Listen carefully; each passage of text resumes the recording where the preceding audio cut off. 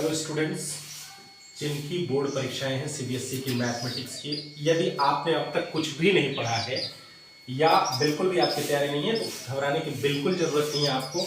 मैं जिन क्वेश्चंस को बताने जा रहा हूं आपको, सिर्फ इनको आप एक बार जरूर देख लेना, इनको अच्छे से पढ़ लेना, जिससे आपकी परीक्षा बहुत अच्छी होगी। क्योंकि ये क्वेश्चंस ऐसे सेलेक्टेड क्वेश्चंस हैं जो हर साल पूछे जाते हैं किसी न किसी रूप में।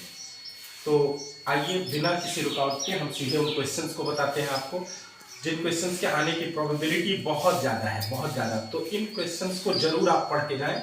अगर परीक्षा देने जा रहे हैं तो इनके आने की संभावना 99% है।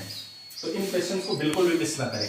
फर्स्ट क्वेश्चन है proof of irrationality. First chapter से ये 100% श्योर है कि हर साल हर सेट में एक क्वेश्चन इससे पूछा जाता है, प्रूफ ऑफ इरेशनलिटी का। और आपको बहुत ज्यादा कुछ नहीं पढ़ना है, प्रूफ ऑफ इरेशनलिटी ऑफ √2, √3, √5 यही बस पढ़ना है।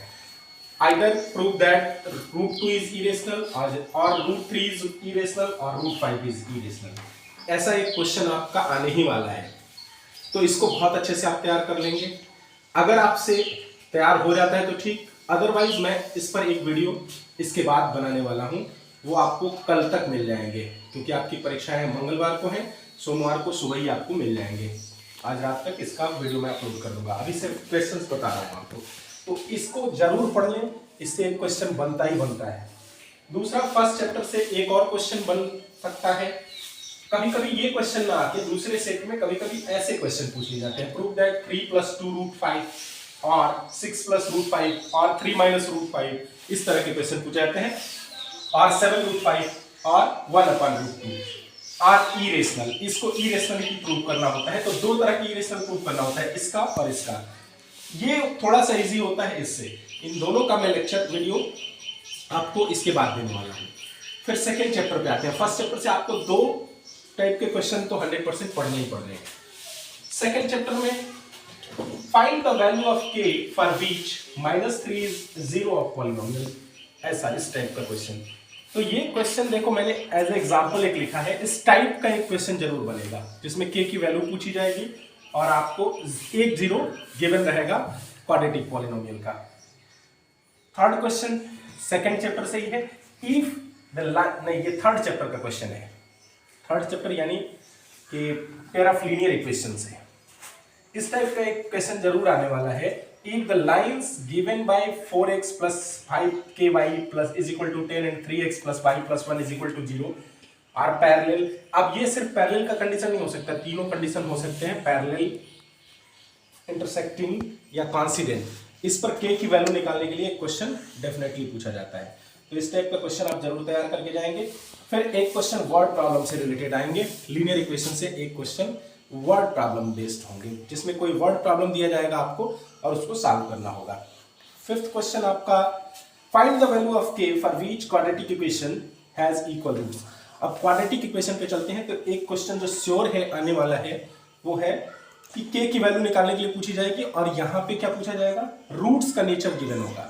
Either it is equal roots और डिस्टिंक्ट रूट्स, या फिर ये भी हो सकता है there is no real roots. तो तीनों कंडीशन पे इन सब का सोल्यूशन वीडियो में मैं जल्दी देने वाला हूँ। फिलहाल आपको ये बता दे रहा हूँ, इसको पढ़ के आपको जानना ही जाना है। तो ये फोर्थ चैप्टर हो गया। फिफ्थ चैप्टर से आपको दो फार्मूला बेसिकली पढ़ना है। पहला तो जो nth टर्म वाला फार्मूला है, और दूसरा sum of n terms of AP वाला फार्मूला, उससे बेस्ड क्वेश्चन बनते हैं। अब आते हैं सिक्स चैप्टर पे। तो उसमें बेसिक प्रोपोर्शनलिटी थ्योरम और converse of basic proportionality theorem इस साल के लिए बहुत इंपॉर्टेंट है, क्योंकि इस बार पाइथागोरस थ्योरम आपके सिलेबस में है नहीं। तो इस थ्योरम के आने की प्रोबेबिलिटी बहुत ज़्यादा है, इसको बहुत अच्छे से तैयार करना है। बेसिक प्रोपोर्शनलिटी थ्योरम, और इसको थेल्स थ्योरम के नाम से भी जानते हैं। थ्योरम 6.1 और 6.2, ये दोनों ही थ्योरम आपको बहुत अच्छे से तैयार करने हैं, क्योंकि इनके आने की पूरी संभावना है इस बार। फिर उसके बाद चलते हैं सर्कल में। तो सर्कल में टैंजेंट से रिलेटेड एक थ्योरम है, prove that the length of tangents drawn from an external point to a circle are equal. एक सर्कल की किसी एक्सटर्नल पॉइंट से अगर दो टैंजेंट किसी सर्कल पे ड्रॉ किए जाते हैं तो इन दोनों की लेंथ इक्वल होती है। ऐसा एक थ्योरम है। इस थ्योरम को आपको अच्छे से तैयार कर लेना है, बहुत इंपॉर्टेंट है इस बार के लिए। उसके बाद आपको जब स्टैटिस्टिक्स में चलेंगे तो उसमें मीन, मोड और मीडियन, आप ग्रुप डाटा के लिए तीनों का बहुत अच्छे से आपको फार्मूला याद रखना है, क्योंकि फार्मूला बेस्ड होते हैं। फार्मूला अगर याद रहेगा तो आप क्वेश्चन सॉल्व कर ले जाएंगे। तीनों फार्मूला आपको बहुत अच्छे से याद होना चाहिए।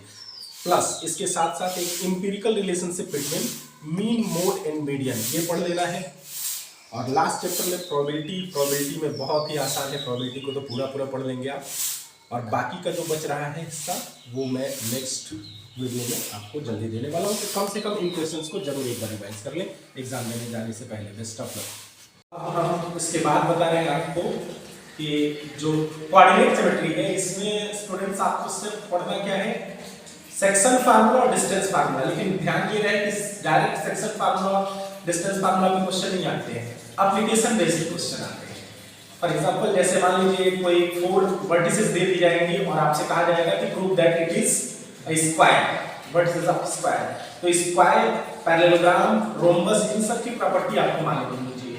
जैसे रोम्बस प्रूव करना है तो सिर्फ आपको 4 साइड्स इक्वल प्रूव करने होंगे, यानी distance between A B, distance between B C, C A, C D, D A, ये सब आप निकालेंगे, सभी इक्वल आ जाएंगे तो आप रोम्बस प्रूव हो जाएगा। बट अगर मान लीजिए स्क्वायर प्रूव करने के लिए देता है तो आपको उसके डायगोनल्स को भी इक्वल प्रूव करना पड़ेगा। इसके बाद सेक्शन फार्मूला में क्या होता है, जनरली इसमें भी केस रिलेटेड क्वेश्चन पूछ लेता है कि कभी-कभी कोई एक अननोन पॉइंट दे देगा और उसका रेशियो दे देगा और आपसे अननोन पॉइंट की वैल्यू पूछ लेगा। तो ये दोनों अच्छे से याद होना चाहिए। ट्रिग्नोमेट्री में आपको बेसिकली पढ़ना क्या है, लास्ट एक्सरसाइज में जो प्रूव करने वाले 10 क्वेश्चन दिए हैं उसको 100% आपको पढ़ लेना है, क्योंकि उसमें से फंसने के ज्यादा चांसेस हैं। उसके बाद आप ट्रिग्नोमेट्री हो गया, हाइट एंड डिस्टेंस से 60 डिग्री और 30 डिग्री के एंगल पे ही बेस्ड क्वेश्चन बनने वाले हैं इस बार, तो उसको एक बार आप अच्छे तरीके से देख लेंगे।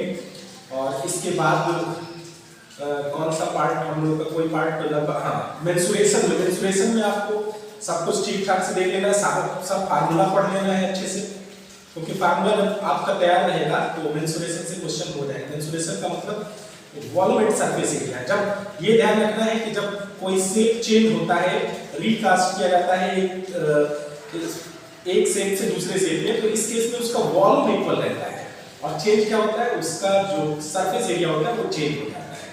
तो इसको थोड़ा डीपली आप पढ़ लेंगे। अब इसके बाद हम लोग का कौन सा, area related to circle. Area related to circle में फार्मूला बेस्ड है, यानी आपको सेक्टर और सेगमेंट में डिफरेंस करना होगा, सेक्टर और सेगमेंट की एरिया निकालना सीख लेना है। अगर इतना आप पढ़ लेते हैं तो आपका पेपर निश्चित ही बेहतर होगा। 10th चैप्टर, 11th चैप्टर आपको इस बार टच भी नहीं करना है, कंस्ट्रक्शन आपके सिलेबस में नहीं है। 12th हो गया, 13th चैप्टर आप ये हो गया। और उसके बाद हमने लास्ट चैप्टर में बताया ही आपको क्या क्या पढ़ना है।